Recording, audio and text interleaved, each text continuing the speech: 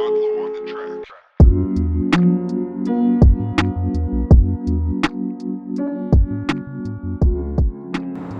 and welcome to CBS Automotive. My name is Adil and I'm really proud to introduce another one of our videos. Today's video is focusing on this Defender 110, and what we've upgraded this particular vehicle with is a ball and pin tow bar system with a 7-pin dedicated wiring loom. If you're new to our channel, make sure you hit the subscribe button below.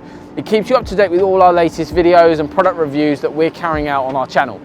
So today's video is showing you a little bit more about what this system would look like if you owned a Defender and had your work carried out by ourselves here in Cambridge.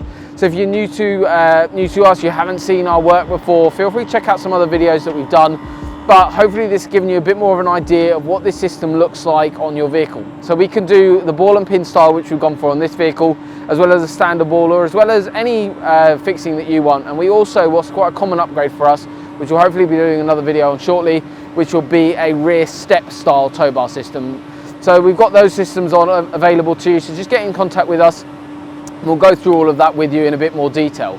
Also, in terms of the electrics, we either do a 7-pin dedicated wiring loom or we do the 13-pin dedicated wiring loom, depending on what you're looking to tow. So we don't use bypass electrics at all here at Cambridge.